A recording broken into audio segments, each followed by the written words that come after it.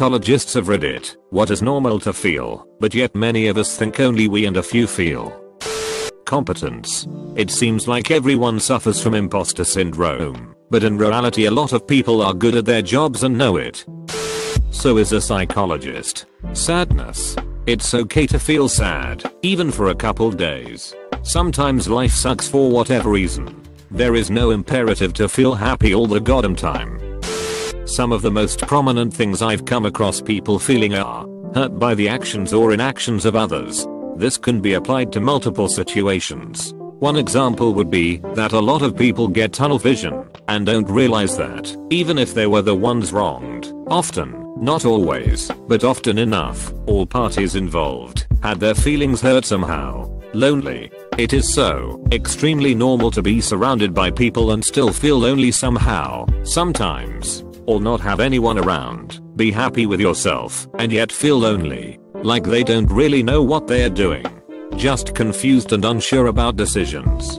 Just people, please understand. You have the right to your emotions, whatever they may be, even if they don't necessarily make sense. What you don't, however, have the right to do is vomit them out on others in an unproductive way, which is where most people tend to go wrong. So, just try to be kind to yourself at the end of the day, and be kind to others too. I'm a counselor, not a psychologist, but here are some common things I see that tend to pop up. Shameful life events beyond our control. Anger around emotional disconnection. Fear of being hurt while being emotional vulnerable. Joy, eventually, when having practiced vulnerability with a safe person in a safe environment. Question. I have a tendency to do this thing in high stress situations where it feels like my emotions turn off. Example. My so struggles with depression and anxiety and she's come a very long way, but whenever she has a breakdown and I'm attempting to comfort her, I don't feel bad for her or anything. Like I'm aware of how I should feel I guess, but I just cannot. This isn't the only situation this occurs, just the freshest in my mind. It frustrates me after the fact, but like all my emotions shut off. I used to feel sympathy during a breakdown and I love her to death, so I feel guilty about it. We have talked about it, but it seems like I can't make myself not shut down in the moment. Therapist here. It is normal to feel or think that you overthink everything. I believe that 9/10 of my clients tell me this at some point. Here's the thing, though. We are human. We have cognitive capabilities. Therefore, we think. Chances are you aren't overthinking, you're playing out scenarios and or ruminating like we all do. Scared of change. Change, even in a positive fashion, is hard. It's ambiguous and feels a bit out of our control. It's okay to be nervous about it. Like everyone else understands / gets / has something that you don't. Imposter syndrome or not, it is a human condition to compare ourselves to others. Oftentimes, we do this with a negative pair of eyeglasses, and it torments us into thinking we are outside of everyone else. Scared, just generally scared. A lot of times we associate fear with weakness. This is detrimental thinking. Fear is normal, and it is healthy. Fear signifies some form of real or perceived danger. If that didn't get activated, we'd all be eaten by bears.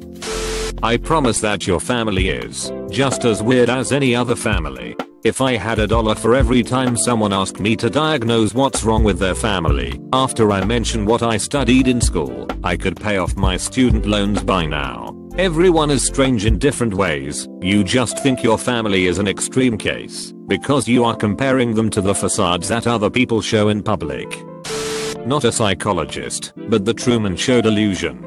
A lot of people, in one way or another, feel like their lives are staged, and those around them are acting to preserve their false reality. It is a form of delusion and narcissism. Sometimes, I do too. Any negative emotion for that matter. It's absolutely okay to be jealous. Sometimes, this leads to something called as meta worry. I worry that I'm jealous of someone. I worry that I worry too much. No emotion by itself can be classified as negative or positive, since almost all emotions have got an evolutionary reason to exist. It's the intensity and the behavioral manifestations of emotions that make them adaptive or maladaptive.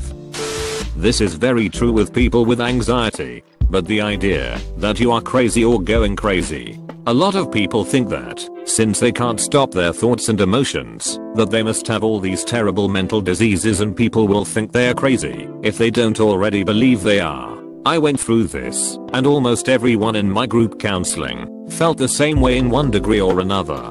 Always just remember that your thoughts and emotions during those moments are not you, and any decent person will understand and not judge you for them. Throw away for obvious reasons. I'm surprised there are almost 500 comments here and only one that uses the word sex. So I'll add. It's normal to have uncomfortable feelings about having experimented with siblings/cousins, things that we later learned were sexual but didn't really understand at the time. I can remember playing doctor with the neighbor kids, but also with my sisters and my cousin. This is a normal part of growing up.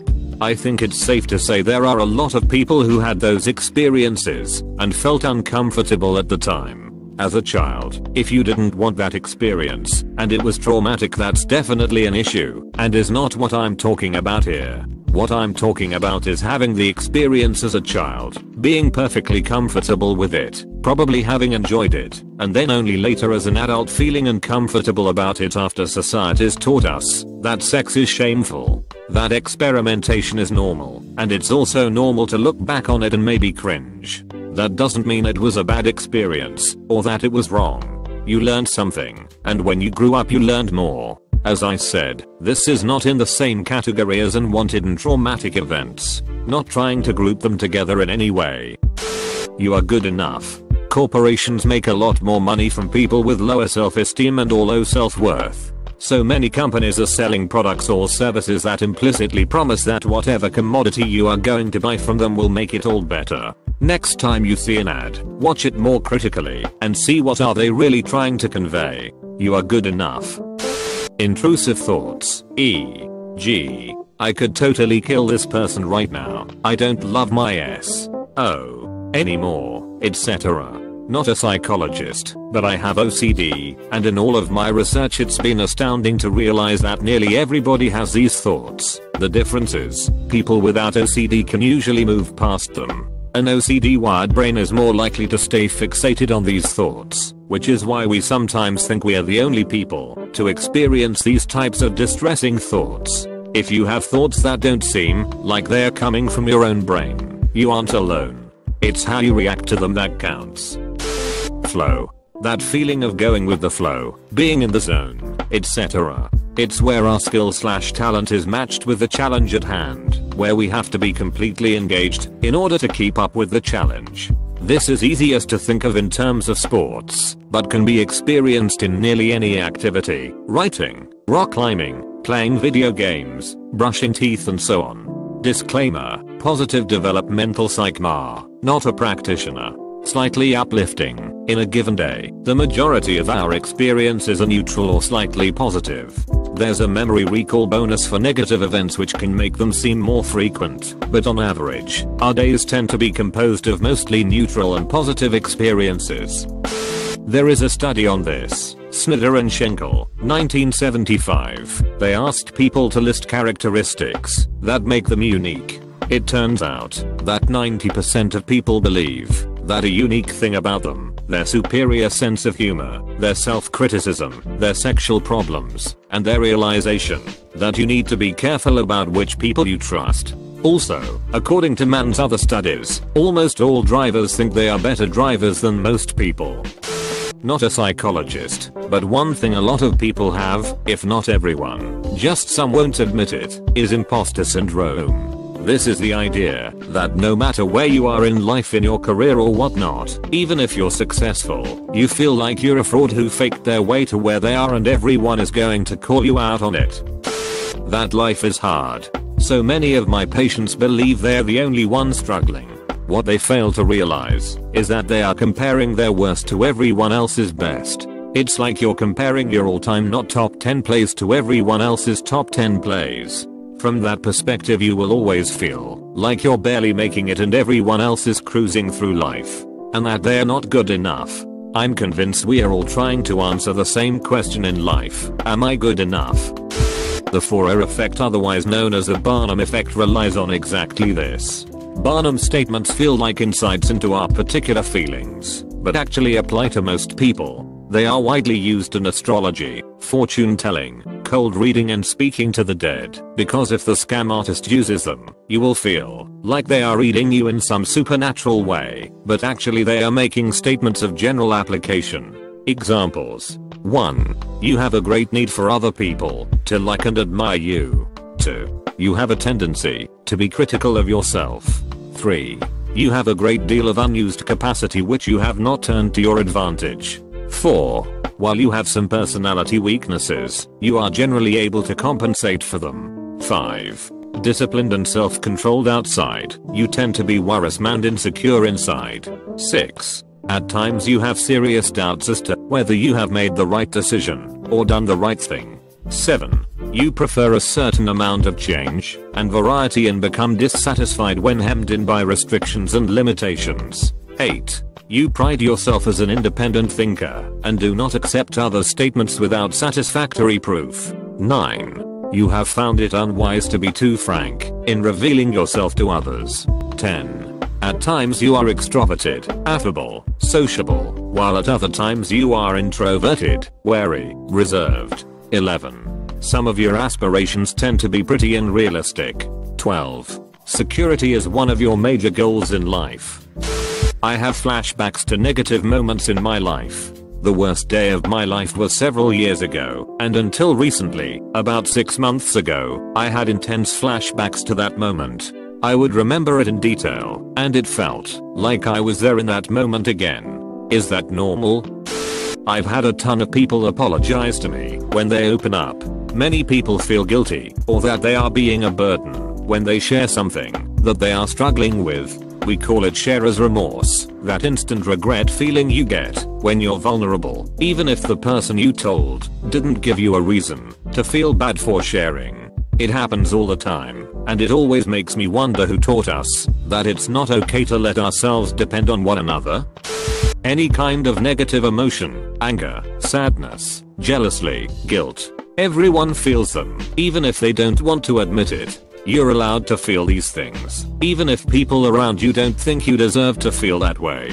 Don't let someone else tell you how you should feel, and you don't have to justify your feelings to others. Too many times people say you have everything. How could you possibly be depressed/sad? Don't listen to that shit. Be sad. Allow yourself to feel those feelings. But as always, if these feelings get worse and worse, or are constant, then talk to a psychologist. We are on your side and here to help you. I don't think people realize how amazing it is to talk to someone that is 100% there for you and you only. We don't care what your mother/father/sibling/whoever thinks you should be. Only what you want. Psychologist, here. What we fail as humans to teach our children is that all of our feelings are okay and are part of our own normal. Anger, sadness, guilt, frustration, happiness, irritation, joy, they're all part of our normal and they're ours. One thing I think most people feel terrible about feeling is suicidal. As humans, we think in opposites. It's day, it's night, lights are on, lights are off. We are alive, we are dead. Beyond my profession, I strongly believe that every person has contemplated suicide at some point in his or her life, even if it was a fleeting thought about what it would be like to not be here anymore. It doesn't make you anything more than simply human.